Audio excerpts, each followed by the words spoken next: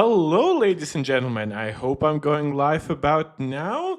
As usual, some intro banter. Now, I do not want to apologize for being late to any kind of news, even though I objectively am. But this was actually on purpose. I wasn't just simply lazy and I had some work stuff to do, but it wasn't that bad. No, I actually waited for some news to accumulate to get a more comprehensive image, especially as we're gonna talk again. And now I apologize. Oh.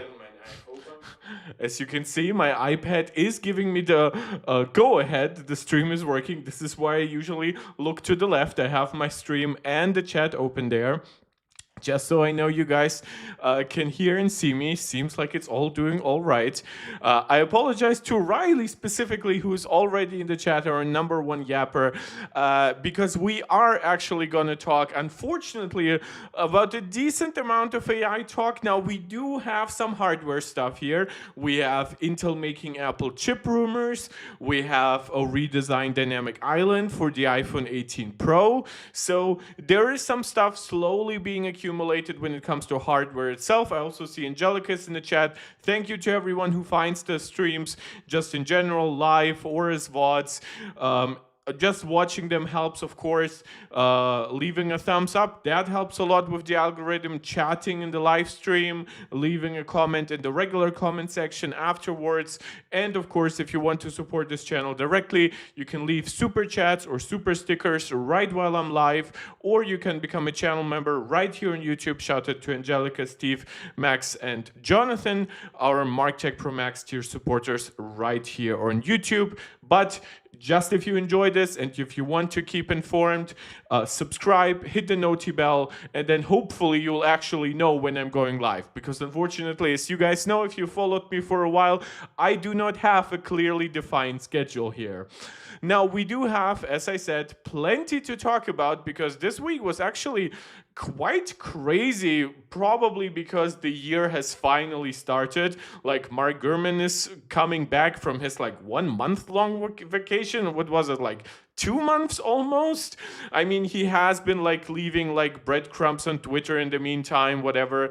But yeah, we got some reports from The Information, which I always try to comment. The Information is not the most reliable source, but some of it is being corroborated by other sources, so that helps. Riley, you are rightfully commenting saying that the Apple devs seem frozen still from the holidays.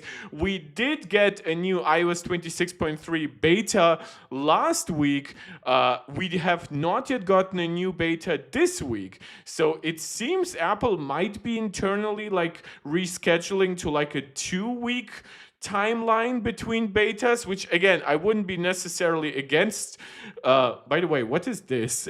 Is this a screenshot from the event where the iPad was trying to do slide over or some kind of split screen? That's actually really funny because it doesn't look like an effect that you will get from picture in picture, but it just occurred to me.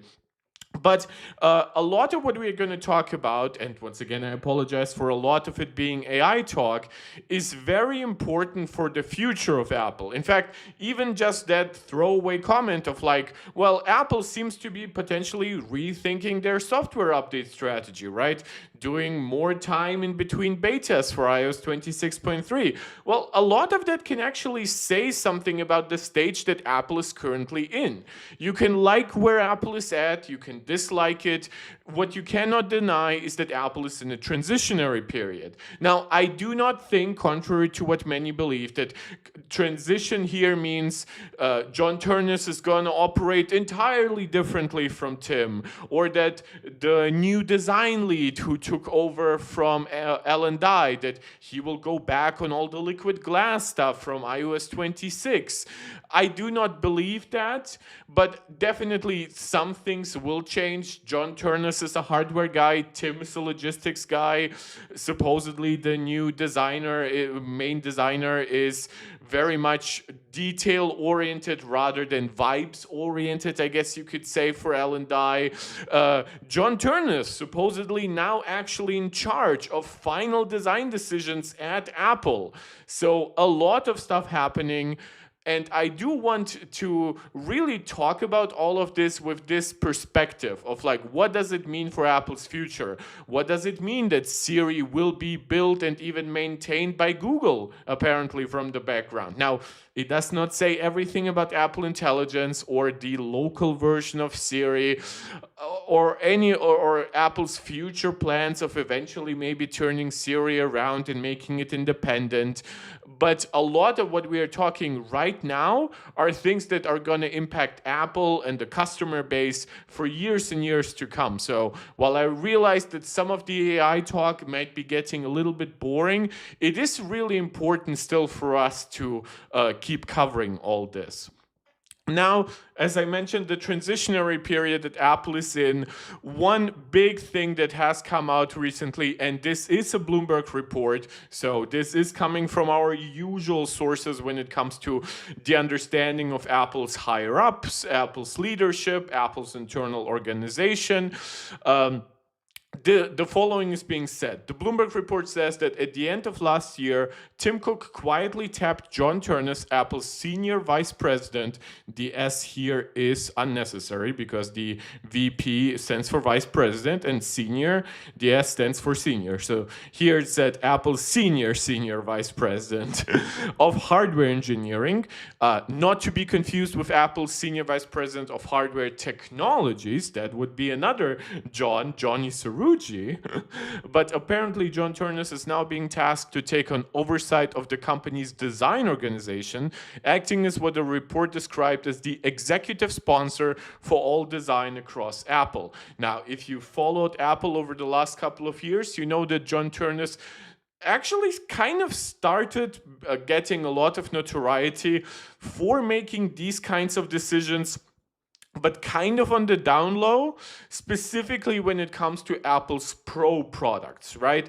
It started with like the iMac Pro, and then of course the Apple Silicon transition, even before that, the 16-inch MacBook, right? So he was Apple's Pro guy. Now he was still being subject to decisions by Jeff Williams and of course Tim Cook. But it seems now with Jeff Williams gone, Sabi Khan is now the new CEO of Apple, but he does not stand above John Ternus. And in fact, Tim Cook is basically handing off a lot of responsibilities, because this is a big responsibility, slowly to Ternus. In practice, according to the report, this means that Ternus will oversee design strategy at the executive level, while design leaders continue to report directly to Tim Cook, which this makes sense just purely organizationally. It would be basically like Tim Cook silently going into retirement if he actually stopped being the executive officer at Apple.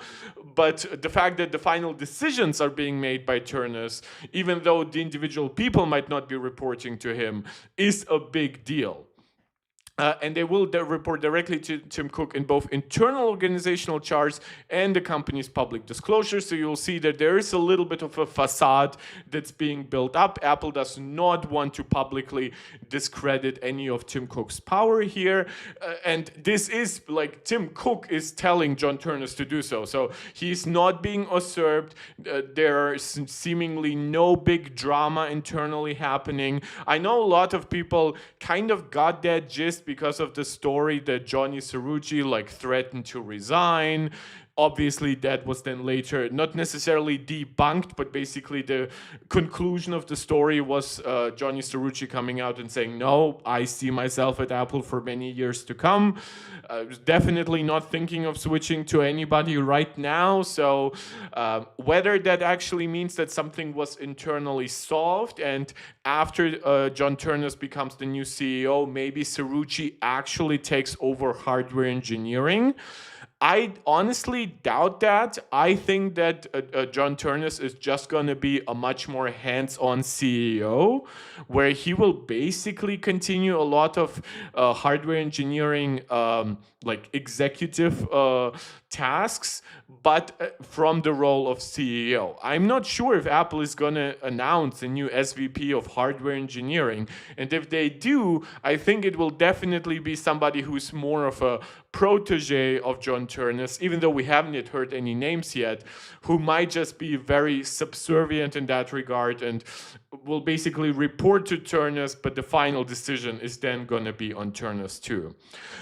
From the report more directly, as Senior Vice President of Hardware Engineering, Turnus already worked closely with the industrial design team, which focuses on hardware, but he hadn't previously been responsible for that group or the one developing the user interface in Apple's software.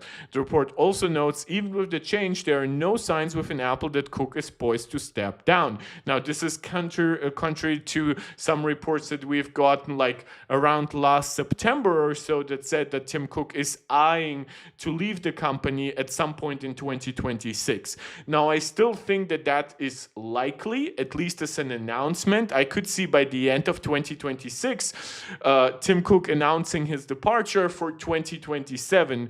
But in the meantime, he'll just hand off so many tasks to Turnus that it's basically just gonna be like him as the leader of Apple's executive board, but still in name only the CEO. And we know that Cook wants that. Like, supposedly Cook has commented on being tired, obviously, after so many years in a very demanding job. He's 65 years old. There was that despicable fucking rumor that Mark Gurman unfortunately regurgitated about him having some kind of health issues. Whether or not these are correct, at 65, you're probably just going to be tired in general, especially with a highly demanding job like this. So there's nothing surprising here. Turnus is widely regarded as a top internal candidate to succeed Tim Cook, of course. That has been now the case, I believe, for about 2 years. I know that, like, some people previously, before Jeff Williams left the company, people said he would be a shoehorn in for this, or that it potentially could be Craig Federighi. People were basically just throwing out names. None of that, except for Turnus, really solidified. Some people are still bringing up that Sadiq Khan, the new CEO, could be basically as a successor to Jeff Williams, could also be in consideration for that, but he does not seem to have the same kind of internal influence, and obviously, like, switching from one logistics guy to another could create the wrong impression, while having a more hardware-oriented, I guess a more nerdy guy in that regard, will definitely go a long way to, like, create the image that Apple is turning a new page, a positive page, where an actual engineer is in charge. But yeah, that's basically what we are getting. I mean, it's basically the first concrete example of Turnus not just being seen internally as the successor to Tim, but also being treated like that, getting more power. And Mark Gurman makes an interesting observation here, saying Apple's design team has only ever been overseen by the very most prominent figures in Apple's history. Johnny Ive until 2019, obviously the most influential person in Apple's design history. Cook himself briefly between 2015 and 2017. Basically some internal issues at that time. And then Jeff Williams more concretely between 2019 and 2025 after Johnny left Apple. And Turnus now joins the list. So it was basically always either the most legendary design guy in Apple's history, Apple CEO, or Apple CEO that was kind of slated to be a successor as Apple CEO. So the new guy in charge, a hardware engineering VP, is most likely also a candidate for CEO, given the fact that he's given a task historically more associated with that kind of level of power. I love, by the way, that tweets inside websites are so fucking broken that you cannot actually really copy or paste anything from them without invoking Twitter itself. Like, apparently Twitter has no way to really take advantage of the fact that I'm clicking here. Like, what does it want? Does it want to present me with ads? God, X is such a nightmare from what Twitter used to be, but it honestly bumps me out just to think about it. But yes, this is a huge transitionary, like, an example of Apple's transitionary period. There is so much happening, obviously, with multiple executives leaving. Again, there are also going to be other executives leaving, like Greg Joswiak and Deirdre O'Brien, who've been at Apple for like 35 and 40 years, respectively, almost. These people are not leaving because something is wrong at Apple. These people are soon going to leave because they are at their retirement age. They've done their part for Apple. It's time for them to basically rest.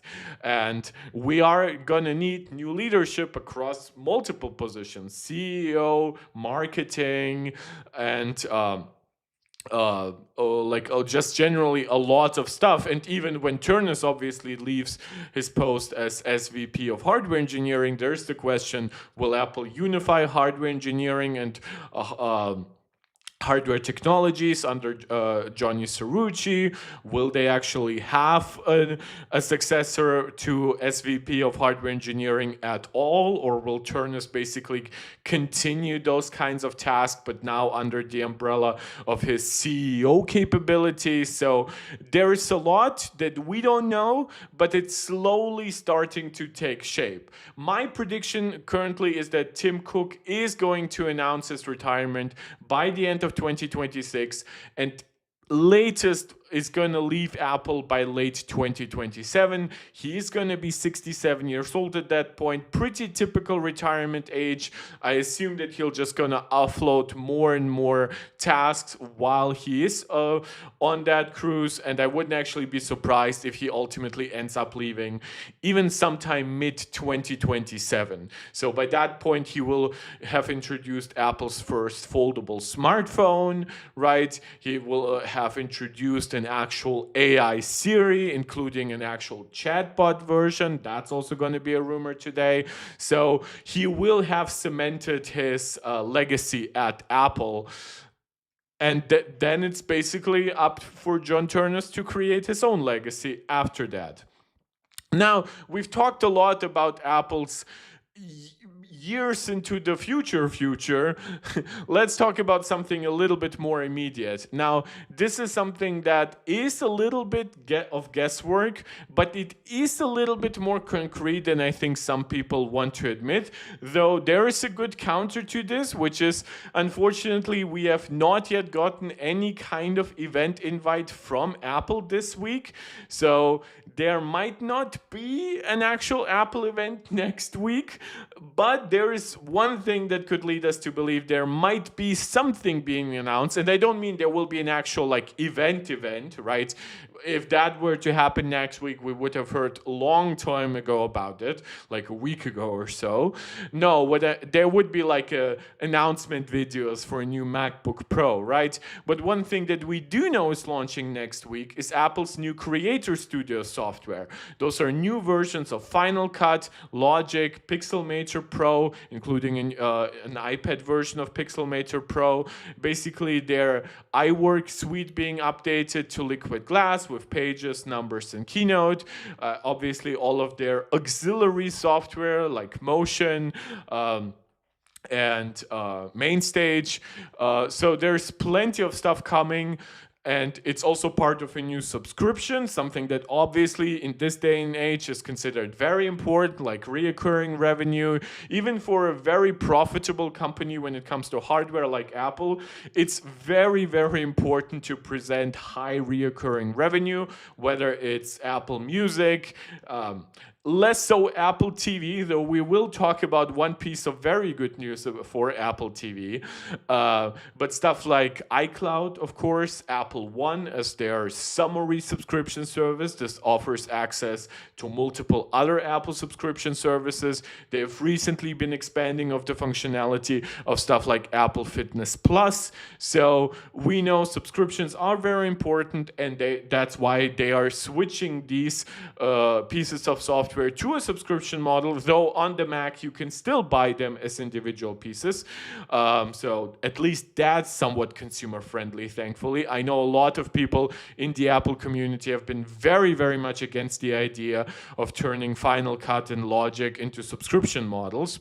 So thankfully, Apple still allows you to buy them separately. But now that I've given you all this preamble, why are we talking about this when I just in the beginning mentioned a potential Apple event?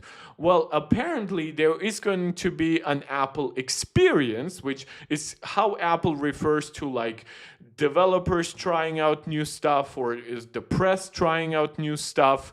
But this is smaller than an Apple event, and even in a way smaller than like an Apple newsroom announcement. And this one is actually from January 27th to January 29th in Los Angeles, California. There's also been some word that Apple might actually make this like a multi-location thing, and for example announce an Apple experience for New York. And specifically what this is about that new Creator Studio software. So if you are a YouTuber who already uses Final Cut, if you are a music creator who already uses Logic, if you are a photo editor who potentially might want to switch to Pixelmator Pro from something like Photoshop, well, congratulations, you will be able to test out that software and then report on it based on that. Now, why does this lead people to believe that this could also be hardware related? Well, we have of course gotten the M5 MacBook Pro by the end of last year. We are still missing the M5 Pro and M5 Max MacBook Pros. Obviously, we're missing a lot more. We are missing an M5 MacBook Air. We are missing M5 Max, M5 Ultra Mac Studios. We are also kind of expecting a new Apple Studio display with features like ProMotion and real HDR capabilities. That's all fine and good, but definitely from all the rumors, the MacBooks, the higher end Pro and Max chip MacBook Pros, is what we are expecting imminently. Now, that's not even to mention other Apple hardware that we have been expecting imminently for months and months now, like AirTag 2nd generation, a HomePod Mini, potentially a HomePad, though that one is more likely to launch alongside a new AI-based Siri. But basically, we're expecting new high-end MacBook Pros. Obviously, the main thought here is that new creator software, which can be pretty demanding. In fact, a lot of this software now features a lot of integrated AI capabilities that are running on device, right? So there will be some features, especially in iWork, that are running from the cloud, from ChatGPT, but a lot of features like transcript search and visual search inside Final Cut, some new chord detection and management features and Logic, they will run on device, basically with your Apple Neural Engine, with the GPU acceleration of the M5 generation.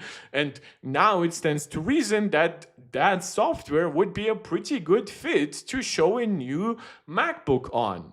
And that new MacBook would also be a very good fit to show the fastest, most responsive version of these new software editions.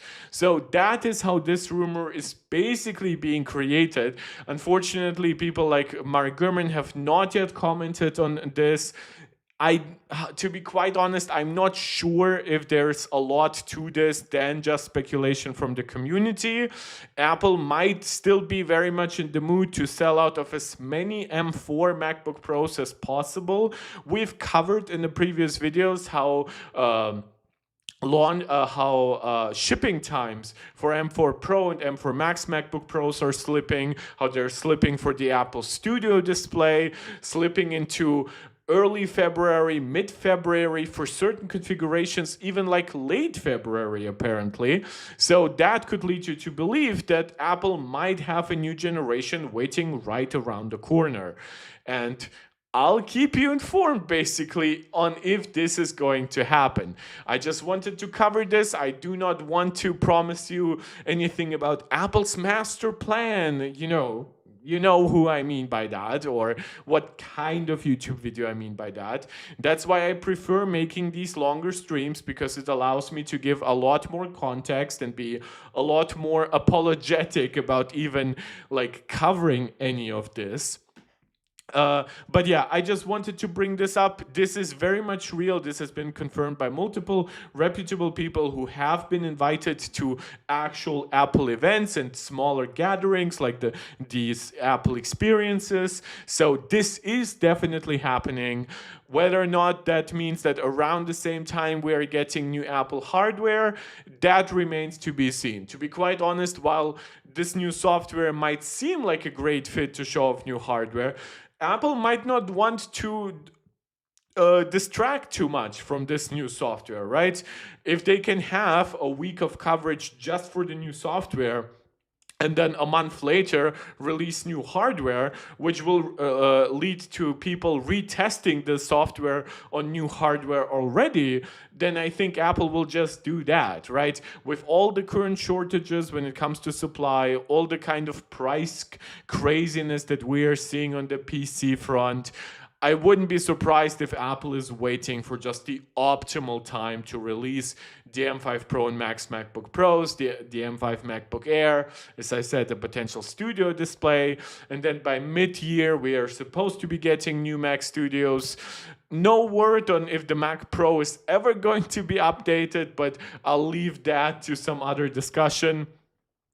So for now, I'll just leave you with the idea that maybe we're gonna hear something MacBook Pro related next week, because what we are definitely getting is new software next week. Now, one thing that I should mention is that while as you can see, as I've pre-opened a lot of news stories about Apple, one thing that I haven't actually done in preparation for this stream is I haven't actually structured it in any meaningful way. Talking about that, I think I found a good way to structure it, at least a little bit. And that is Apple's AI push. Now, there's been a lot of interesting stuff coming around Apple's AI push. Now, part of that is because the industry seems to be drunk on AI hype. Obviously, Nvidia is the most expensive company in the world, and Johnny Ive took billions from OpenAI to start making hardware for them, which supposedly is going to be some form of like earbud or whatever. And in that line, we're also seeing some rumors about Apple getting creative and how and where they can integrate AI. Now, this is coming from the information, as I said early on in the stream, they do not have the best track record. But one thing that they do have is at least some kind of track record, so I do tend to cover them just by giving you a little bit of a warning up front. Now, this one is actually something that I do not believe, but I think it's a good entry point to start talking about AI, and it's probably also a good I don't even know what to say. It's probably a good starting point to just discuss the fact that not every Apple news or rumor report is necessarily true or false, right? Like a binary, like a 1 or a 0. Some of them might have a kernel of truth, but then end up being like just so far away from it that functionally they're kind of false. I think one example of that is the next generation or AirPods Pro 3.5, however you want to call them, because Mark Gurman for a while has actually talked about the next generation AirPods Pro or AirPods Pro 3 plus blah blah blah, having actual cameras, so that they would be a gateway to more Apple Intelligence features, by obviously allowing you to constantly have cameras in the world, like pointing at the world around you, using features like visual intelligence and stuff like that.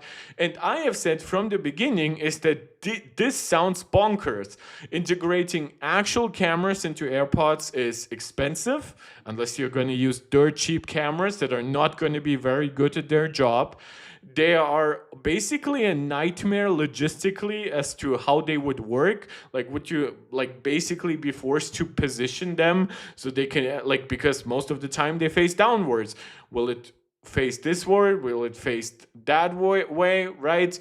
They will also consume a lot of battery. Like, you can like dispute like how important a feature like heart tracking is, which already costs some battery on AirPods Pro 3, but that's after AirPods Pro 3 got a noticeable bump in battery life over AirPods Pro 2, 8 hours instead of 6 hours. And basically, with heart tracking, it kind of gets closer to AirPods Pro 2 numbers. Now, obviously, it seems like most rumors have now consolidated to say that AirPods Pro 3.5 are not going to get actual visual intelligence focused cameras. In fact, what they are going to get are IR cameras that will allow for air gestures. So they will probably have some kind of new design. Maybe they will be less stem based or something like that, so you won't need to like touch and press targets there, but instead you'll be able to like swipe around your face, probably do something like this to increase volume, probably do something like this to pause and play, right? That to me always made more sense, because I was like, oh, it's just another input method. Is infrared gonna consume more energy to be always on than the touch targets? Yes, but if you think about integrating it together with like an H3 chip, a new Bluetooth modem and things like that, it starts to kind of even out, the same way that integrating heart tracking kind of evens out, right? That to me made sense, and that's what seems to be happening. Now, one thing that didn't make sense to me were obviously AirPods with actual cameras, and they are not happening. You know what also doesn't make sense to me? This is, again, the report from the information, and saying that Apple is working on an AI-powered wearable pin. Yes, you heard right. Like that humane AI pin garbage that ultimately end up crashing and burning very publicly. And supposedly, this product could come out as early as 2027. From the report, Apple's Pin, which is a thin, flat, circular disc, so it's very AirTag adjacent in its views.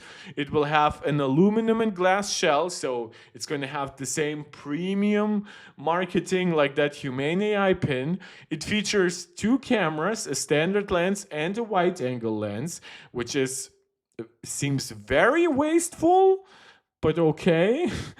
Those two front cameras are going to be on its front face, and they will be designed to capture photos and videos of the user's surroundings, the people said.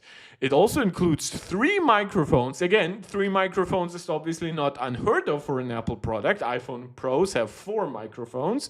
Like MacBooks also have a huge amount of microphones. I believe 6 for a studio canceling level, as Apple calls it, but 3 on such a small product together with 2 cameras, yeah, this is going to be a battery nightmare. This is going to be just a very tightly packed, complex product that is not going to be easy to sell to most people.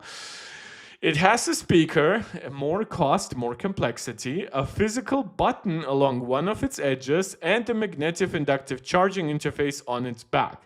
So it's more similar here to the Apple Watch rather than to the integrated battery of AirTags. Apple engineers are aiming to make the pin the same size as an AirTag, only slightly thicker, one of the people said. This to me is 100% a prototype that's not going to see the light of day. We've obviously talked about that time and time again. Like, Apple has this saying that they've been pushing for years and years now, 1,000 no's for every yes, right? This to me is definitely a candidate for one of the 1,000 no's, not for the yes. And while could it be true? I mean, like look even how this report is treating it. Whether an Apple Pin would sell well is uncertain. Humane, a startup founded by 2 former Apple employees, struggled to gain traction in 2024. We've covered it on this channel. Obviously, MKBHD was very much responsible for publicly destroying it. It supposedly sold fewer than 10,000 units. Parts of Humane were eventually sold to HP for $116 million, which this seems such a wasteful purchase on HP side, but whatever. They should have invested that money in upfront, like making sure that they will have a RAM and storage supply. But I guess they didn't know about those issues in 2024. When you look about the price increases, for example, about Dell's XPS series, you will see why these kinds of companies really shouldn't focus on this kind of garbage. Humane Spin, which could cast an interface onto a user's palm. Now, this is apparently not something that Apple is doing, because Apple is putting a lot of trust into Siri for this device. So this device will have to coincide with a full new Siri generation. It cannot do the things that the Humane Spin did. Face criticism for its slow speed in answering questions and for its poor battery life. Now, obviously, it launched in a state where AI in general was a lot worse than it is right now. But yeah, I don't know what to say, to be quite honest. This to me seems very sketchy, very much based on probably a prototype that Apple is building, but also probably something that is definitely going to stay a prototype. We've had examples of that kind of stuff several times over the years, basically. I don't want to discredit this report entirely, because I don't think it's necessarily just making stuff up. But this idea, for example, that it could come out as early as 2027, to be quite honest, I don't see them actually quoting anyone on that, right? Like, it just seems like it's basically like a prediction of when this might be finished. But are there actually like supply chain plans for any of this? Are there any like cost estimates and sales number estimates? Like, when you look, for example, at Apple Vision Pro, for years we knew something like this was gonna come out.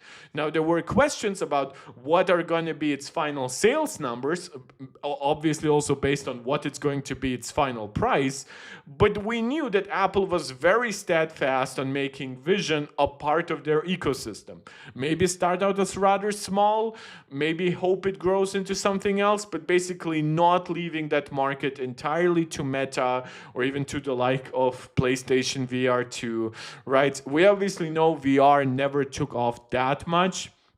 And it seems like it's crashing and burning inside of Meta, because Mark Zuckerberg is basically entirely focused these days on AI.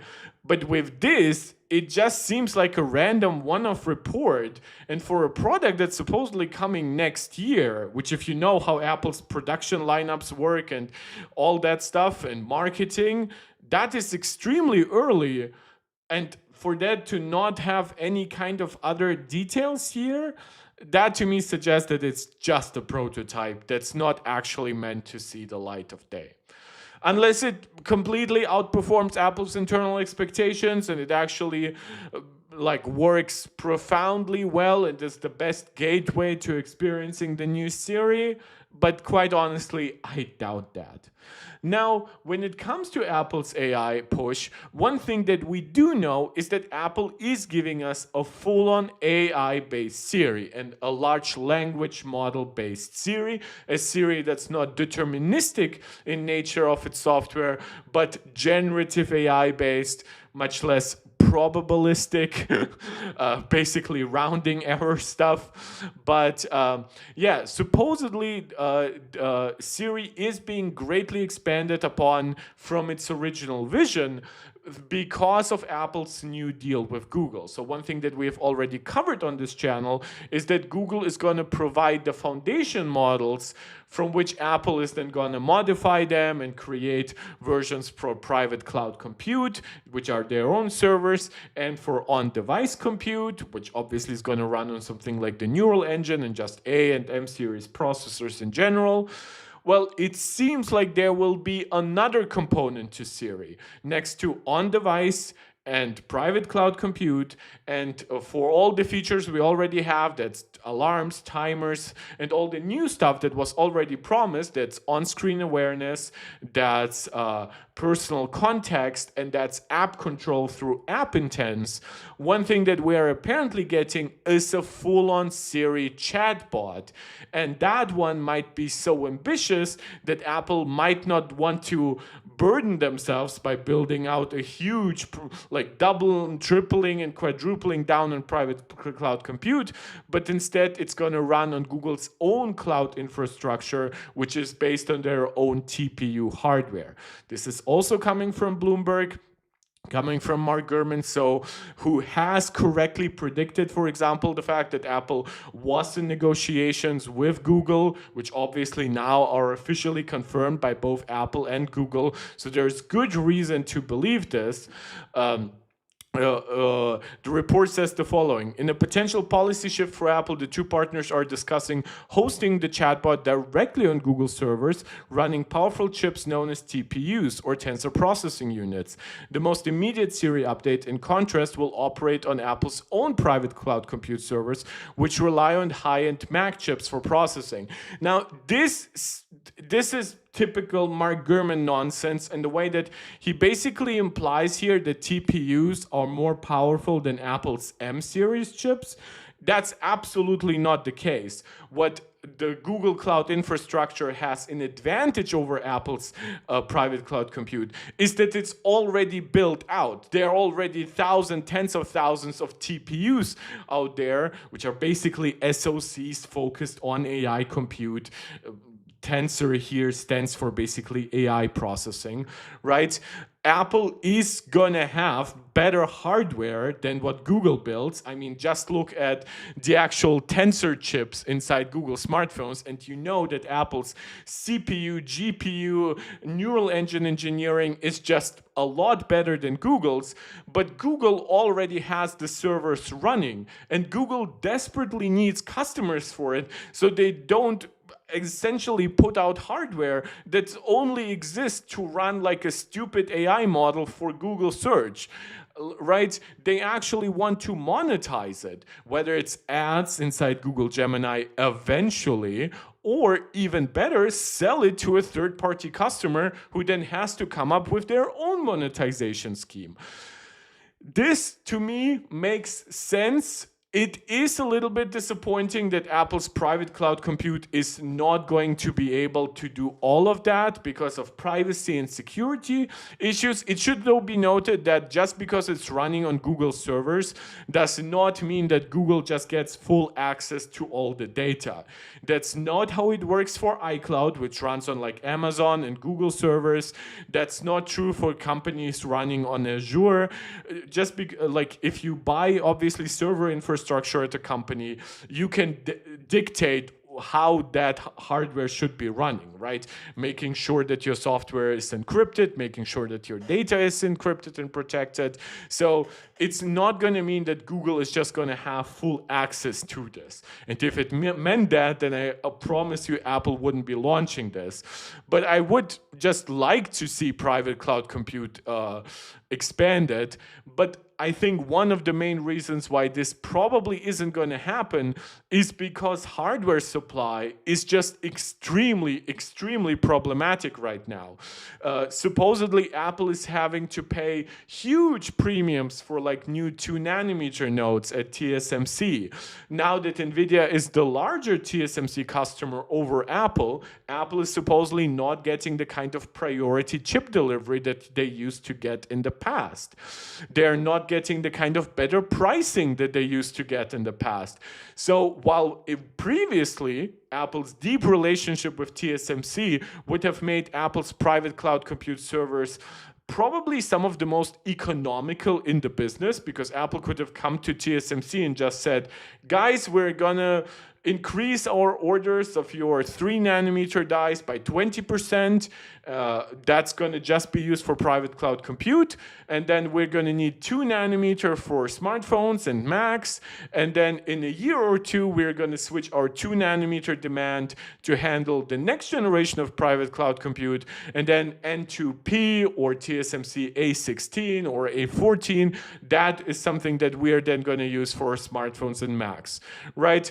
But now that Apple does not have that kind of guaranteed high supply, Apple has to turn to someone who already has an existing server infrastructure, and that happens to be Google with their TPUs. Now, this is important to consider because this is happening in iOS 27, and supposedly it's coming with a full chatbot version of Siri. So that's not just Siri focused on system features, but just general generative intelligence stuff. And with it, supposedly, we're also getting a separate app for Siri. So redesign a separate app that can track your history of prior Siri queries. So a lot of changes. But very importantly is that Apple's plans for iOS 26.4 still seem to be in effect. Mark Gurman calls the Siri coming with iOS 26.4, which is going to be the first version of Siri based on large language models. He calls it New Siri, while he calls the Siri coming in iOS 27 New Siri. And to be quite honest, I'm way more excited about New Siri than New Siri, because I have very little use of like just general chatbot functionality that's being targeted here. I definitely do want Siri to handle my on-device tasks a lot better, and that's happening still with iOS 26.4 supposedly sometime this April. So that's still something to look forward to. I know some people in the community are very skeptical about Apple keeping that promise that hasn't actually been promised. This is based on Mark Gurman's reporting.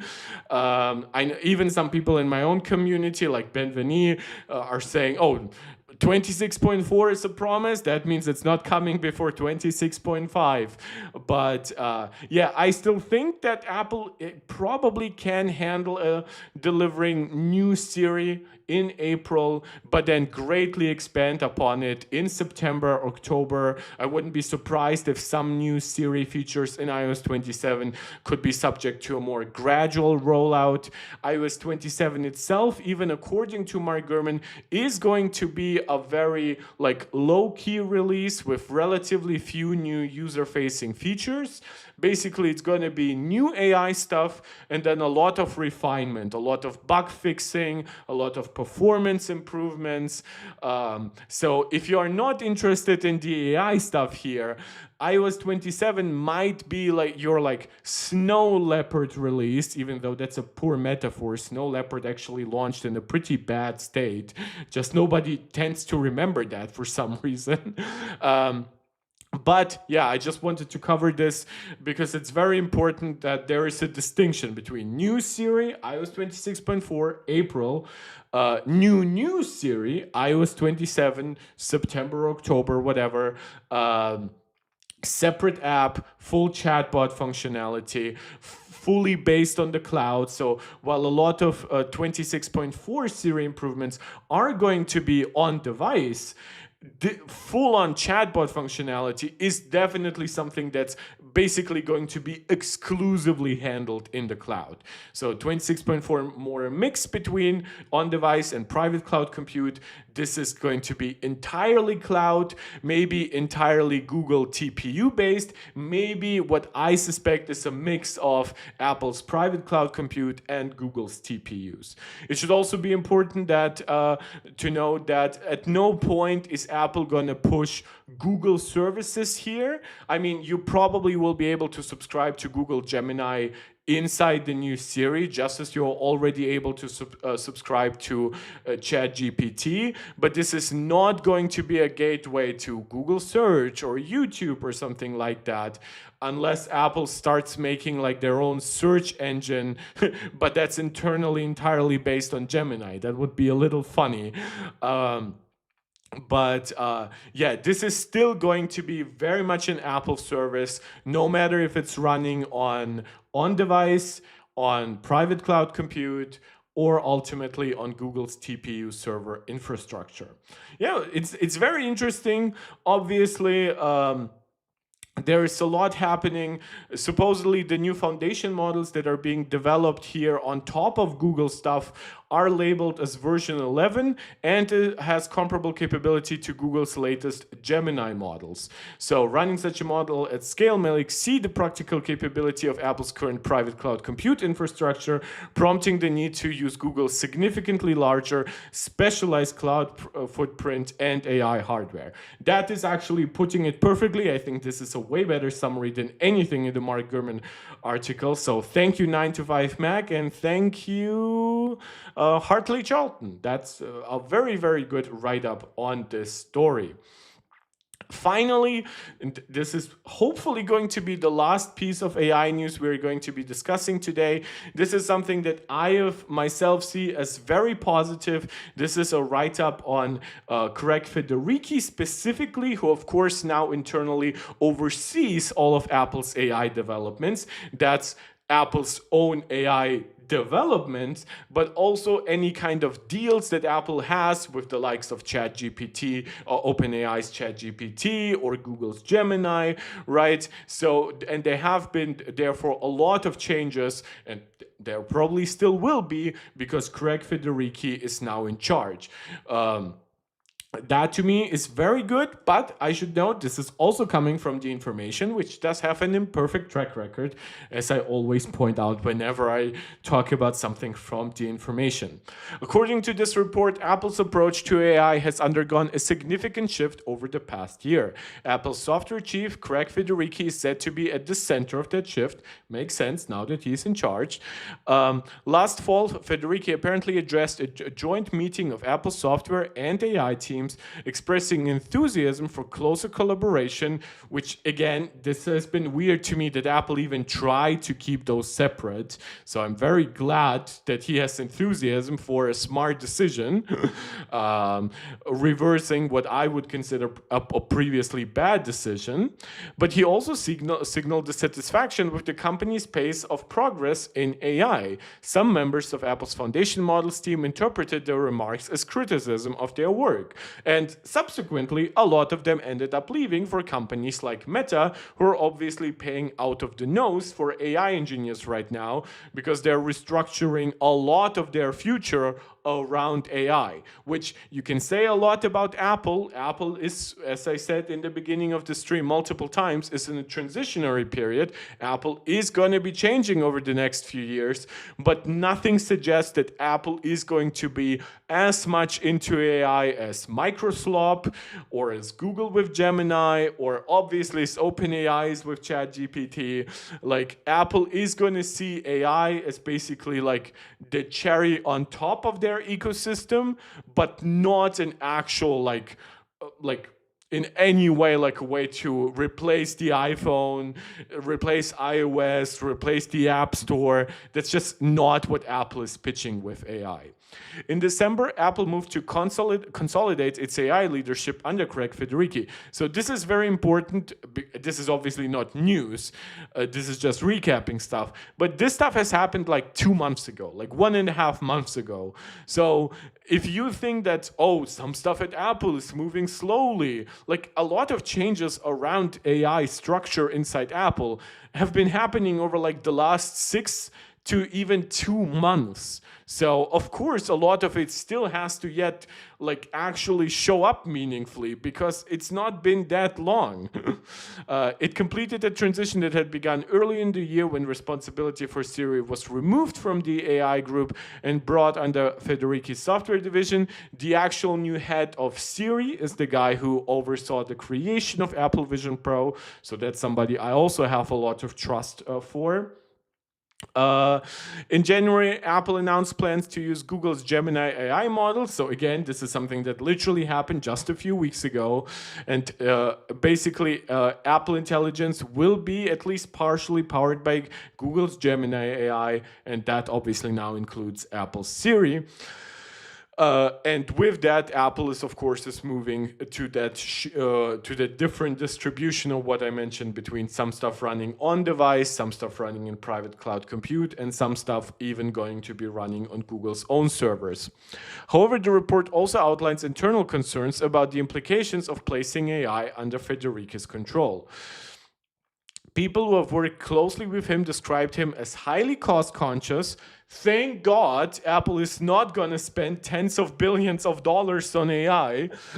Well, they are going to spend tens of billions of dollars on AI, but not like over 1 year, like what is happening with ChatGPT's OpenAI and stuff like that. It's not going to be hundreds of billions of dollars, like Satya Nadella promised to like that 700 fucking billion-dollar investment into like US based government backed AI bullshit shared between Microsoft and OpenAI, Meta, whatever.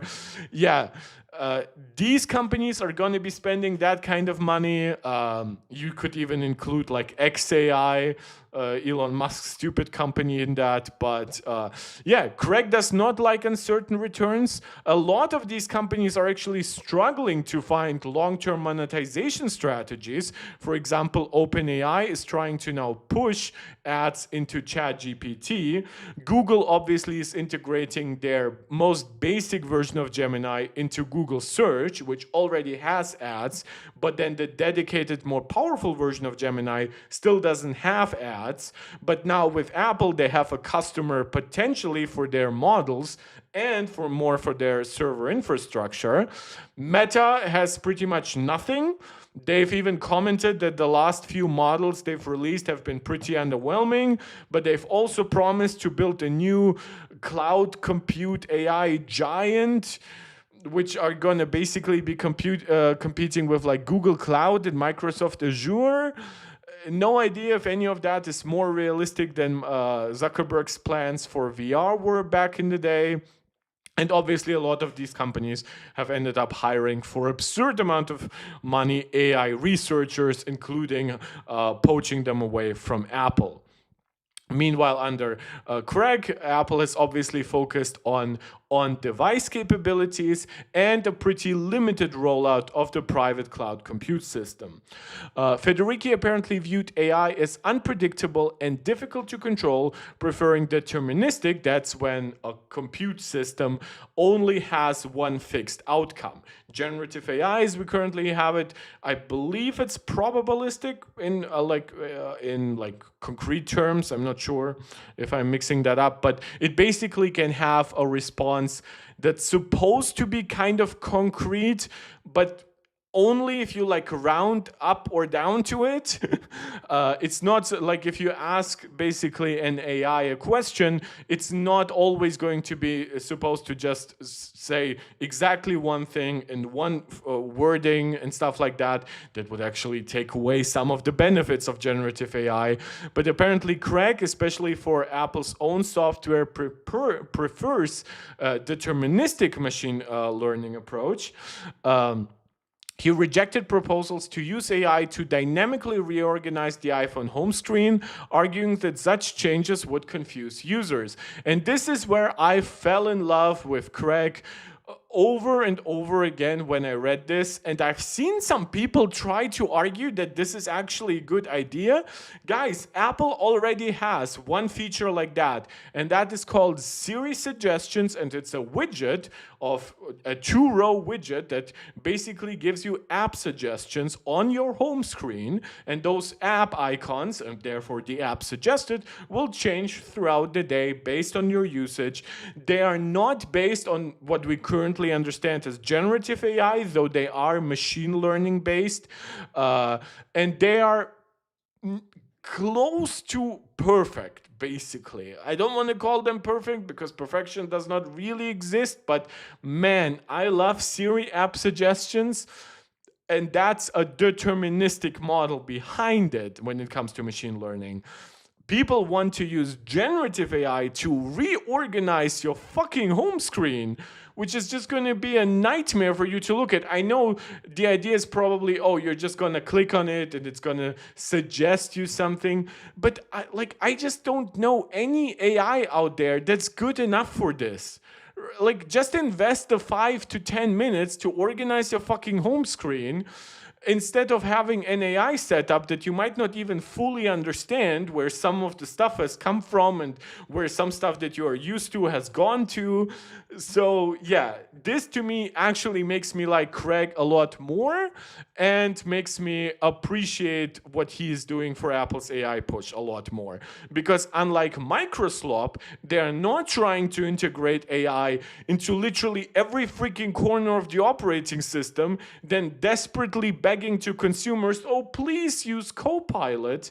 No, they're looking for actual opportunities to integrate meaningful features into the OS. Some of them are then going to be based on device, some of them are going to be based on PCC, and some others are going to be outsourced to others like Google's own cloud. Tensions over AI strategy have surfaced internally before. Around 2019, Mike Rockwell, who was leading development of the Vision Pro headset, reportedly proposed an AI-driven interface. He criticized Federighi's software approach as overly conservative, prompting a rebuke. Rockwell was later placed in charge of Siri in early 2025 and now reports directly to Federighi. This makes me again like Federighi more, even though I have a lot of appreciation for Rockwell, because I like Vision OS. Now, I do not own a Vision Pro because of its ridiculous price point and it's still relatively limited software, but I love what Rockwell has done with it. Every time I tried it, I have been basically in awe at how good it is for a first and second generation product. But I'm very happy that Federighi did not allow him to create an AI-driven interface. I don't even know what the compute would be, where the compute would be coming from, given that the original Apple Vision Pro is based on an M2 chip. Right? So, like, I know it has like a neural engine, but that's really not enough power. And then, like, it has 16 gigs of RAM. So, yeah, this report really makes me like Craig more and more. And that's contrary actually to some prior reports like a year or so ago that said that Federighi was the main push for Apple's AI adoption. And it seemed like, at least from that initial reporting, that Craig might be on the Microsoft Google train of like AI everywhere and generate, like, for example, Image Playground, right? Image Playground is often criticized as being very bare bones and very limited, obviously, because it's based on on-device compute. And for more advanced stuff, you actually have to use ChatGPT's image generation features that's integrated into it. But you know what Image Playground ultimately is? It's a take it or leave it feature, right? It does not integrate into every stuff you do, constantly annoying you to use it. It does not have some sketchy monetization model behind it. It does not collect all your data and send it to some stuff. Federighi basically said, oh, you know what? We have this fun image generation model. It's very basic, but it runs on devices with 8 gigs of RAM and above. Let us just push it, right? But apparently Federighi is far more nuanced than those initial reports implied, and he's willing to evolve his beliefs. Despite his earlier skepticism, Federighi's stance shifted following the release of ChatGPT in late 2022. People close to him said he became convinced of the potential of LLMs after experimenting with the technology. So this is that report that I was mentioning. Federighi reportedly concluded that Apple's internal models did not perform adequately on devices, while members of the Foundation Models team believed they were being blamed for challenges related to model optimization, which fell under the software organization's responsibility. So basically, because Apple has been very conservative with RAM historically, right? Craig was telling the team, guys, it's not running very well on device. And the team is like, yeah, but we are making do with what we have. I mean, the hardware doesn't even have like FP8 acceleration for us to shrink the models further. We do not have GPU acceleration until A19 Pro and M5. We often have very thermally limited devices on A series and even base M series like the MacBook Air. 8 gigabytes on the iPhone might give you like 4 gigabytes of usable RAM or something like that, or 6, whatever. But on the MacBook, where this operating system is far larger, that might be even even less. So you're forcing us into these constraints, but now you're criticizing us for delivering foundation models that cannot really compete with something that people are building for the cloud, where these GPUs have hundreds of gigabytes of RAM for any given task potentially, and where they have, of course, with that larger RAM amount, with the larger compute amount, with the access to more data, they have a much larger context window of like billions, tens of billions, hundreds of billions, and eventually trillions of parameters. While of course Apple's models will be severely limited in that because they are forced to run on device. Some team members complained that they were not given sufficient guidance on how their models would ultimately be used, limiting their ability to compete with external alternatives. This comes from Apple's siloing off their different teams. So I personally believe it was a mistake to treat Siri as like almost like a separate platform that needs its own lead. Now, I'm happy that we have somebody like Rockwell taking over and thankfully reporting to Federighi rather than Gianandrea. But I honestly think that Siri should just be seen as part of iOS. And I think that Craig should be overseeing it almost directly, not even needing another person in the middle. Now, that is going to be a lot of work for Craig, so I understand why Rockwell was ultimately put in charge of Siri specifically, and I understand why Apple lost trust in Gianandrea, who, for one, didn't really deliver the models that Apple wanted, but also didn't manage his teams in a way that the team members actually understood what was being expected of them, what like they weren't able to communicate to Tim Cook, to Craig, through Gianandrea, what their limits actually might be, right? They could have come out objectively and told Tim, like, you know, guys, while you're forcing us onto 8 gigs of RAM devices and under like 5 watts of power consumption, that's just not gonna work objectively. You're either restructuring the approach, you're building us a private cloud compute infrastructure or whatever, or we are just gonna quit. And some people ended up quitting because of that. And some people, like Gianandrea, basically got fired. Federighi instructed teams to evaluate deep integration of third-party models. That's obviously because they started lagging behind, as others have spent tens of billions, now in summary, hundreds of billions of dollars of training their big models. That's how you get to models with like over 1 trillion parameters and stuff like that.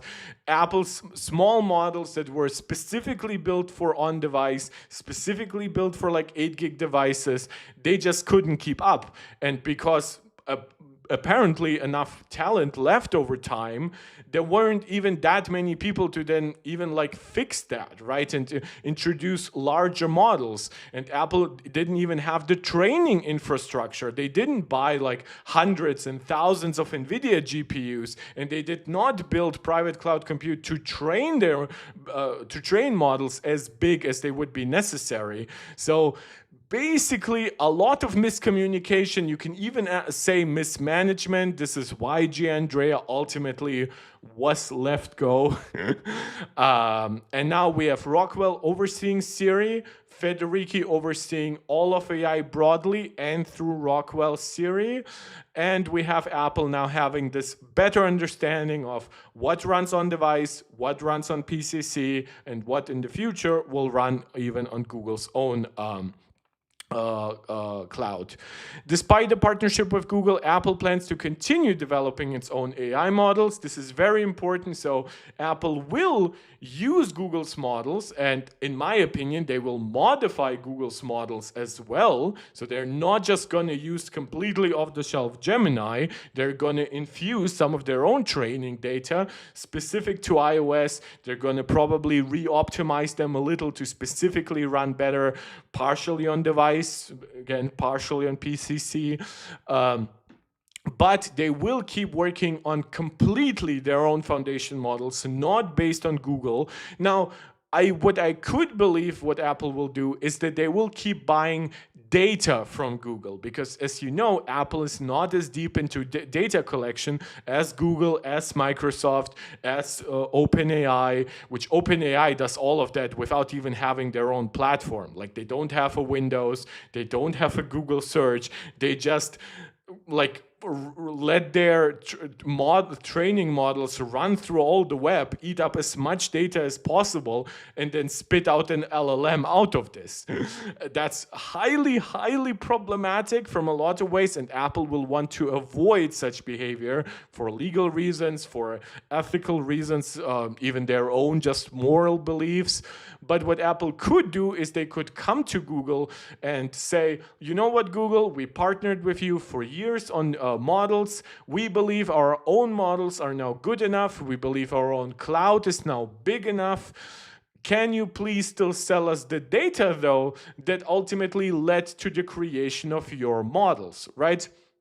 And I think that that is something that will need to happen, because Apple's conservative approach to data collection has probably been, except for their money spending, has been their largest hindrance in expanding their AI efforts. And I think that that will have to change if Apple ever wants to make their own models truly high-end, whether we are talking about small models or large models.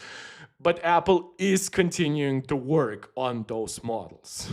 And after saying the word model a billion times, this actually marks the end of our AI talk, because I think I've summarized it as much as I could. Basically, Apple is partnering with Google on models, but apparently also on cloud compute. Apple has restructured their internal AI efforts to now be under Craig, but Craig has been pretty conservative and thankfully has not pushed AI into every part of iOS like Microsoft has done with Windows. And supposedly there might be a piece of hardware that Apple might push out that's entirely focused on AI, maybe to compete with whatever Johnny Ive is building for OpenAI. But I highly doubt at least that part of the rumors. And it should be noted that this is coming from The Information, which, as I've pointed out, is not 100% reliable to say the least, while these stories are actually coming from Bloomberg, from Mark Gurman, from very reputable sources, and from sources even with an already proven track record specifically on Siri, right? So this is why I sometimes criticize Mark Gurman here. Even here, I would lightly criticize his understanding of PCC versus TPUs, but he does seem to have an understanding of Apple's internal dealings with Google and their longer-term plans on AI. But speaking of Apple's longer-term plans, let's actually talk a bit about Apple's hardware. Now, first, let's talk about the hardware that's most imminent out of any leaks and rumors that we're going to discuss today, and that is the iPhone 18 Pro, which obviously is most likely coming in September of this year. By the way, guys, we've been streaming for almost an hour and 15 minutes. If you're enjoying this, please subscribe to the channel, hit the notification bell so you actually know when I'm going live. Please leave a like, share the video out to anybody who you think might enjoy it. And if you want to support me directly, send a super chat or a super sticker. That way I'm guaranteed to read out your chat message. You can, of course, also contact me over my Discord. You'll find the link to that in the description of this channel. And you can become a direct supporter through becoming a channel member here or a supporter over on Patreon. Again, you can find all the links for that.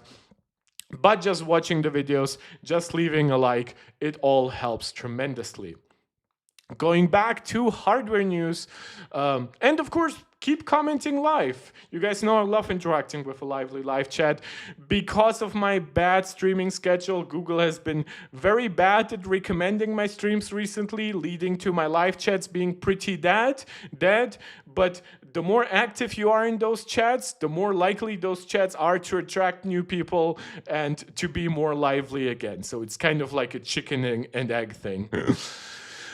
Let's talk, though, about the iPhone 18 Pro. This has actually been building up for quite a while, and I believe I've covered on this channel the rumor that Apple it was supposedly gonna put the iPhone 18 Pro's camera as a small cutout on the left side of the device. This has been a little bit contradictory to me because if you look at the phone this way, I know this is left for us, the way we look at it, but it's actually the right-hand portion of the device. But basically, it would have been here. But it seems like that rumor is finally being defeated, and it's finally transitioning into something way, way more believable, at least to me, which is that the iPhone 18 Pro, as has been rumored already for the iPhone 17 Pro, and I believe even for the iPhone 16 Pro, to a degree, is that the iPhone 18 Pro is going to have a narrower dynamic island. And in fact, the latest report comes from Ice Universe, a leaker who actually focuses a lot on Samsung tech and has a very great track record on that. He actually provides, or they provide, a very specific number here, which is very interesting, and that is that the new dynamic island is going to be 35% narrower than the one on the iPhone 17 Pro models. And more specifically, Apple is going to move from a width of 20.7 millimeters down to 13.5. And I see Riley's back in the chat saying, AI stuff is done equals to I am back. I'm gonna read that out in Arnold Schwarzenegger's Terminator voice. I am back. Jesus, that was bad. I can do it so much better. Like, I can do a German accent in English because I'm a German speaker. I am back. Jesus, why does it not sound like Arnold? I apologize. Looks like a Huawei phone with dual front cameras, still better than the side. Yeah, that's the question. Look, you cannot do anything against, oh, it looks like a phone from, like when, for example, the Galaxy S10, I believe the plus 5G model or whatever, or the Ultra 5G model had like dual cameras, right? But I believe they were on one side. And then for a while, you also had many smartphone brands that actually tried to have a single camera cutout on one side, whether it's left or right. And then you have some other brands trying to actually mimic Apple's dynamic island and try to do a kind of Face ID competitor. So the fact that Apple is making their own dynamic island smaller, well, there is only so much differentiation that they can find from other brands. Obviously, making dynamic island narrower without making it potentially taller, hopefully, is going to help make the display more immersive. It's going to help during gaming. It's going to help during watching movies and TV shows and YouTube videos and all that stuff. So, and with it, we even get like a nice mock-up of how that is going to look like. Now, I know some people have focused on saying, yep, like, we have heard so much, like Wayne Ma, for example, has talked, like a very, very reliable leaker in the Apple sphere, has talked about that side-mounted camera. But since then, like a lot of Weibo leakers, like Digital Chat Station and Fixed Focus Digital, all these digital guys have come out and said, like, no, this was a misunderstanding. Basically, a part of the setup is going to be bound to one side, but that is going to be what's under the display, right? The actual camera portion and one part of the Face ID setup that remains in the dynamic island, that remains a centered cutout, but you're going to have one portion of the Face ID setup that's going to be under the display. I believe that's the infrared camera. We'll have to see whether it's the projector or the camera. But basically, I consider this leak now complete. After months and even years of predictions around that, I actually believe this one, because this seems, for one, it's a meaningful step forward without being a gigantic or hugely expensive or technologically unlikely redesign. Like if Apple ended up putting the camera directly under the display too, I wouldn't believe that for the iPhone 18 Pro. If even all of Face ID disappeared, I would even doubt that a little. Riley saying, yeah, but Face ID is a million times better than a depth sensor. Well, Face ID is a depth sensor, right? But yeah, I know what you mean. Like some smartphones have tried to basically sell you on like a LiDAR kind of sensor, but without the actual Face ID capabilities. So they didn't like build a good algorithm for it, or the way the sensor works, maybe it's too low resolution for like face details. Yeah, obviously the way Apple has built Face ID is it's very advanced, it's very secure, but also unlike a fingerprint sensor, for example, it's multifunctional. It can help with focusing on your subject, right? It can help with, especially in the low light where maybe the camera sensor doesn't capture enough light anymore. It can create 3D images of your face if you wanted to, which can help with features like Memoji. So yeah, of course, I definitely prefer, like, I have notoriously sweaty fingers. As unsexy as that might sound, it's unfortunately the truth for me, and fingerprint sensors have never worked perfectly for me. Like, this is why I want Face ID to come to the Mac, but unfortunately I also understand that the lid of the laptops is not quite thick enough for Face ID, at least not now, so I begrudgingly accept the existence of the Touch ID sensor. I definitely do not want a dumbed down Face ID like Windows Hello. So it's a mixed bag depending on which platform you're on. I know some people have complained about it in some scenarios. Face ID just has the wrong angle or whatever. Like maybe, yeah, if you're like typing like this, then yeah, you can still, like under the table, like maybe it's better to use Touch ID, but whenever I use my phone, it's just never difficult for me to lift it up for a second for Face ID. Even if it's on the table, I just lift it up for a millisecond. On the Huawei, it was dual cameras in the front, taking all that space from a depth sensor to help the camera.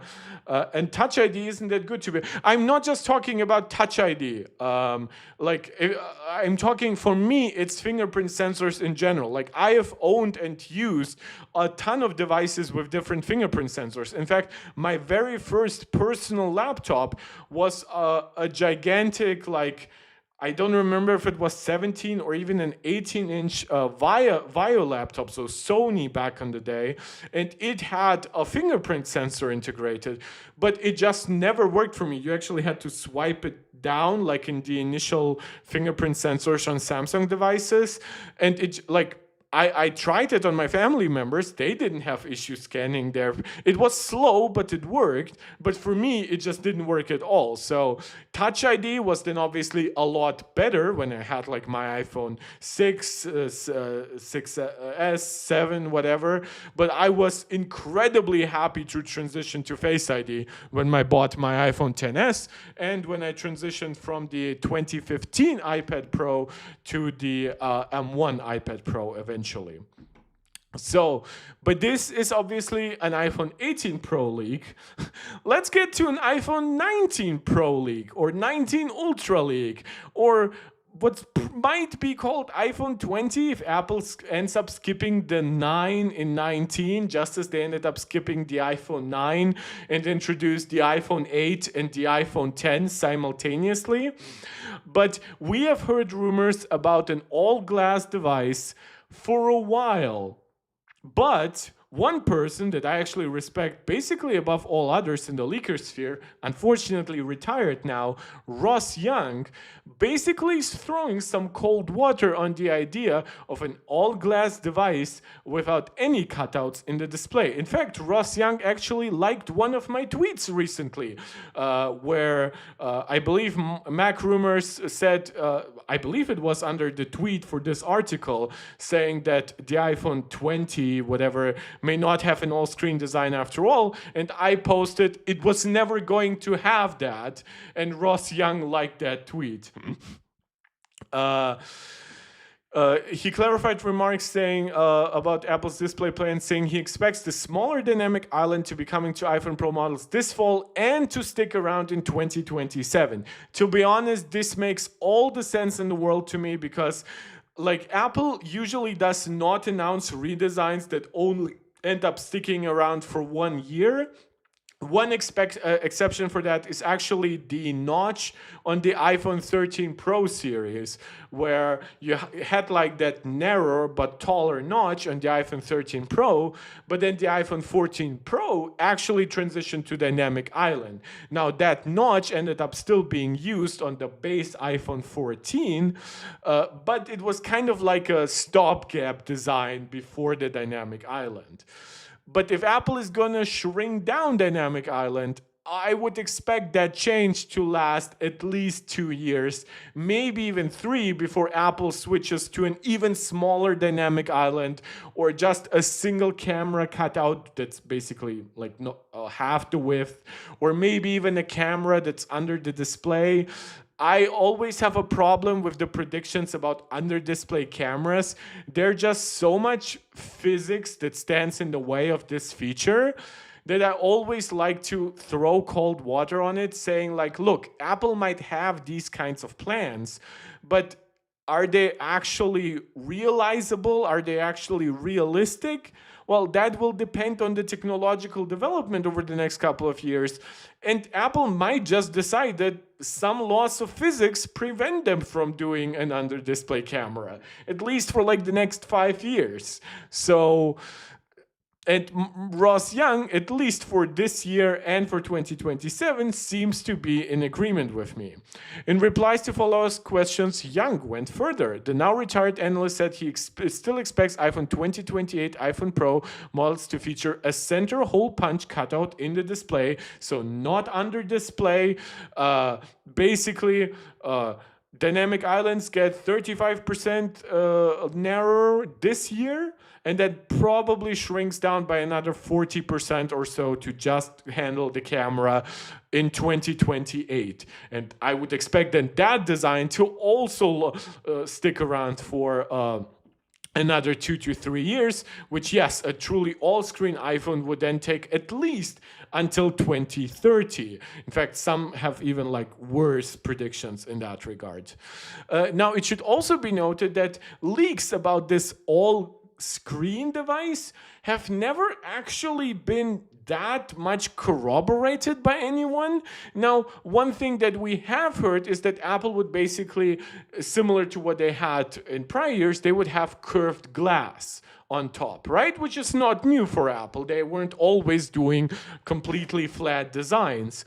But it was never said that the display is going to end up wrapping around that. What people were saying, some leakers, is that it would create the optical illusion that the display is flowing right around the edge. Now, with Apple just introducing the all-aluminum design of the iPhone 17 Pro, advertising it as being lighter, as advertising it as being better for thermals and stuff like that, especially working together with the vapor chamber. Like, I do not expect Apple to just cut off a huge chunk of aluminum that helps the iPhone be what it is. Now, could it happen? Yes. The problem is, don't forget, RAM is getting more expensive.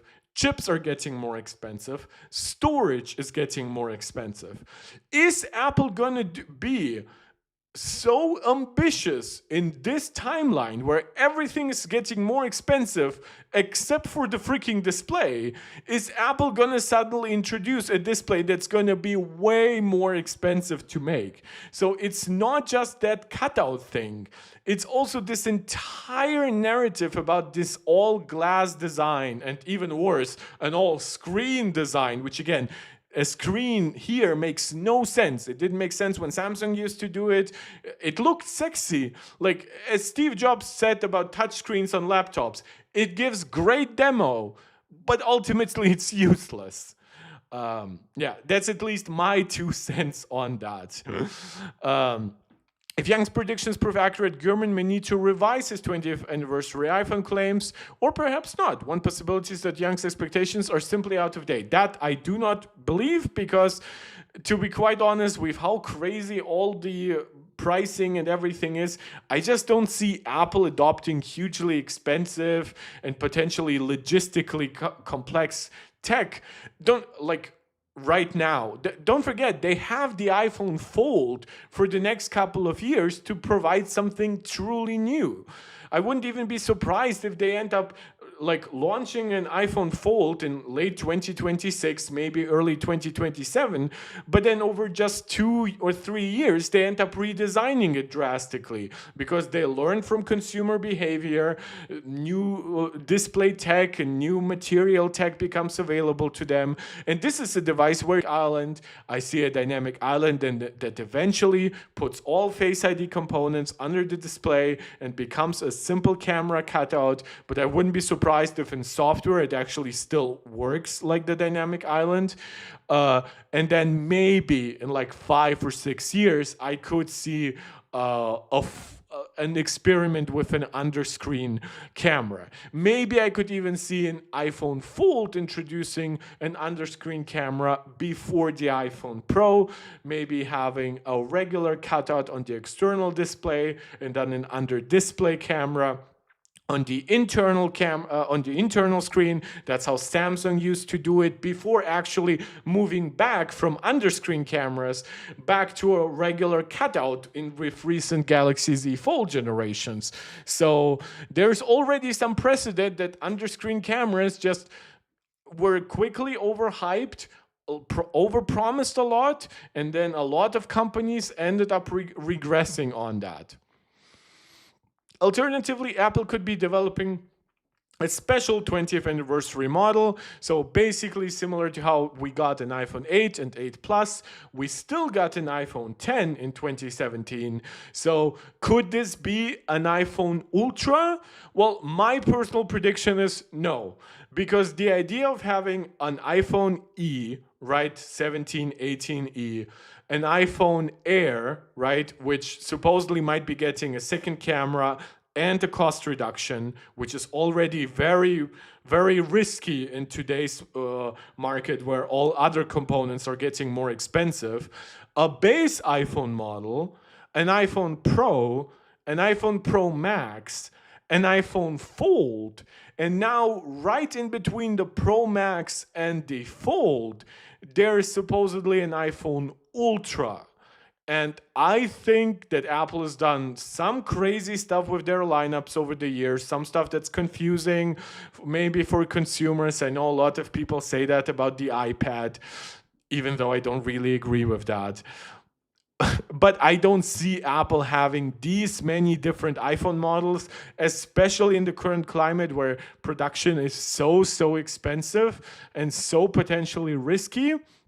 I just don't see Apple diverting so much of their supply chain to making a product that might even take away from the iPhone Fold, take away simultaneously from the Pro Max, and just create this weird, confusing state in between.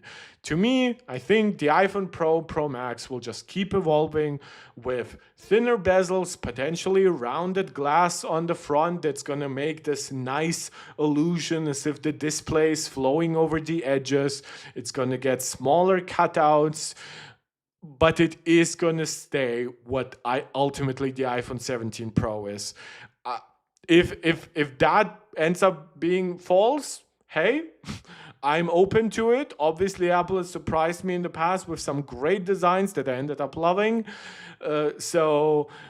But do I see it happening in 2027? Not really. It's kind of a lot like with the PS6, which is, I do still predict that the PS6 might be a 2027 product, right? But with recent reports and with the current craziness of the market, could I easily see Sony delaying the PS6 into 2028, maybe even early 2029? Yes, unfortunately. And the same thing goes here for Apple. Now, the last hardware piece of news is something that we cover a lot here on this channel, but it's obviously a lot less in detail. I do want to do a proper video on this channel once we have Panther Lake benchmarks. Hopefully by that point we'll also have M5 Pro and M5 Max MacBook Pros. So I really want to see how Apple's N3P ARM chips compete with Qualcomm's N3P Windows chips, and how Intel's x86 chips compete with both, based partially on Intel 18A, partially on Intel 4, partially on TSMC N3E, partially on TSMC 6 nanometer. There's a lot of nuance. But as I alluded to in an earlier part of the video, is that Apple has lost its basically first come, first served, to spend a lot more than Apple, because server margins are usually even higher than like Apple's consumer tech margins. By the way, guys, I hope my internet is doing all right. I've seen my iPad struggle. I don't know if it's based on the iPad's Wi-Fi 5G or on my own Ethernet connection to my Mac. If you have any trouble, let me know. If not, it seems like the stream is back to normal. But in all that craziness, basically Apple might have to look not for a complete alternative to TSMC, but basically a supplement to TSMC.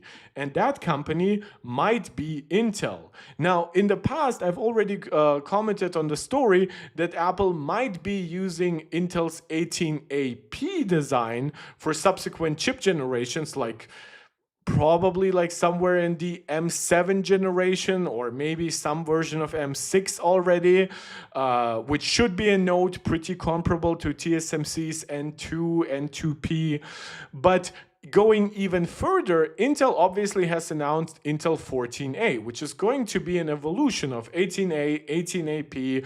It's going to continue their GAFET design, their backplane power delivery, which they call Power Via, and all that stuff. And they supposedly are aiming for mass production in 2028. So that's still a little bit off. Now, Intel themselves have said that they will only really expand on 14A supply if they have guaranteed customers, right? So they're not going to be like proactive and just create double, triple, quadruple the 14A capacity that they need themselves. Because if they cannot find external customers, it just makes zero cost reasons. If they are going to build larger factories, more foundries for it, they will need to have guarantees and money up front. Now, supposedly, Apple might be eyeing to adopt Intel 14A either as a supplement to something like TSMC's N2P or even TSMC's A14 process, because supposedly Apple is skipping TSMC's A16. Apparently, according to rumors, the only company to adopt TSMC A16 is going to be NVIDIA, and Apple in AMD, everybody's entirely uninterested in A16.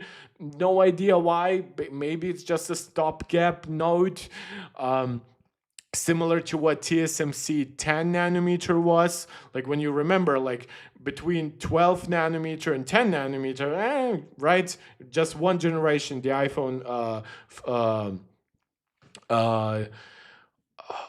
the iPhone 10, right?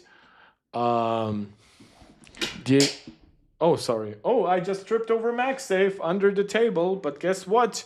Nothing happened to my laptop because MagSafe is actually great tech.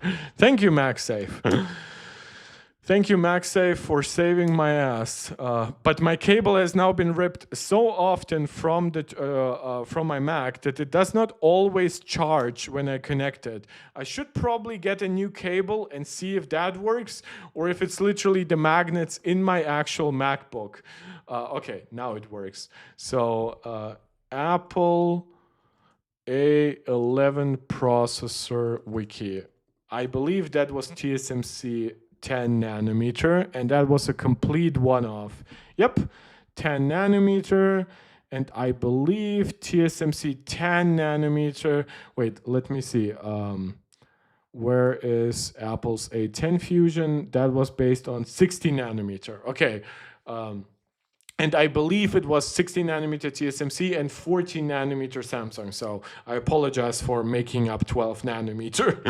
I believe 12 nanometer is a production, a node at global foundries, but not actually something that TSMC ever really did. Yeah, sorry, that was a diversion that was entirely unnecessary. But speaking of Intel, speaking of advanced nodes, 14A, so this is not 16 nanometer, this is 14 angstrom, a lot smaller, a lot more ambitious. And this is coming from Jeff Poo, who is an analyst. He is not really a leaker. Now, he does analyze supply chain deals, so he might have some understanding here. Last month, Poo said that he expected Intel to reach a chip supply deal with Apple for at least some non-Pro iPhone models starting in 2028. Based on that timeframe, Intel could supply Apple with at least a portion of future A21 or A22 chips for iPhones, but TSMC is expected to remain Apple's primary chip-making partner. We have also heard some notes that it might be an M-series chip. This is coming now from Min-Chi Kuo, saying that Apple would utilize Intel's 18A. To be more precise, it would be Intel's 18AP design, and that could be for something even coming much earlier than 28, like mid-2027. Again, a lot of it is not quite clear. Now, Apple might be overly friendly with Intel to put some pricing pressure on TSMC. They might also want to get close to Intel because Intel is now partially owned by the US government. It's being aggressively pushed for national security reasons. Apple might want to get into better graces with the current US administration. They might want to get deeper into bed with Intel. And who knows, if TSMC's supply becomes much more focused around NVIDIA and other AI companies, Apple might want to integrate their engineers as closely into Intel's production as they have historically into TSMC's production. Supposedly, there are huge price hikes for even already existing nodes like 5 nanometer and N3 from TSMC, even more so now for upcoming nodes like N2 and N2P. So it's going to be very interesting how Apple's relationship with these chip supplier companies ultimately develops. Don't forget, Apple now has even more demand for chips than in the past because Apple builds A-series chips, M-series chips. They want to expand to private cloud compute. They want to make chiplets for Pro, Max, and Ultra chips, and obviously for private cloud compute as well. Apple is now building their own Wi-Fi and 5G modems. So the fact that Apple has been trying to actually become more independent from suppliers like Qualcomm or Broadcom might actually be a little bit negative in a time like this where pricing is going crazy. Now, is pricing going to be continually crazy? Is the AI bubble never going to burst? I highly doubt that. But this is the situation that we are in my opinion, for at least the next 18 to 36 months. That's my prediction. Hopefully the bubble bursts earlier than that. God knows the PC industry has been especially fucked over by this because NVIDIA just seemingly has no interest in building consumer components anymore, but seemingly delaying NVIDIA RTX 50 series super refresh, therefore also delaying the incoming RTX 6000 generation.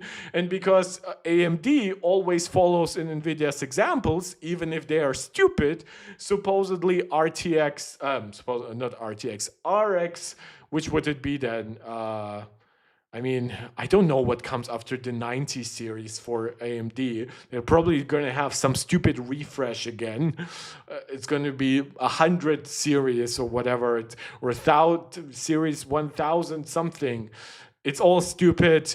I'm very disappointed in the current state of the PC market. I hope it doesn't negatively affect my own purchase of systems like consoles. But that's unfortunately where we are at. And I think that's about it for the major stories of today. Looking at everything else, there isn't anything that big here. I think the last story actually that I could see having some interest. It has to do with both hardware and AI, and that is obviously something that we have covered time and time again on this channel, and that is Apple's HomePad, which is supposedly like a HomePod with like an iPad mini screen attached to it. Now, this is also, I believe, coming from the information and from the reliable leaker that I've pointed out in the past, Wayne Ma, saying Apple is also working on a home product featuring a small display, speaker, and very interesting here, a robotic swiveling base. Now, we have heard about Apple doing robotic swiveling bases, but we've heard that for Apple's supposedly upcoming robotic products, which are supposedly like in the works for 2028, 2030, and beyond. Hearing this for that is actually very interesting, because if you know how much Apple charges for like the height and swivel adjustable stands, you know that Apple really, really likes to overcharge for mechanical parts like that.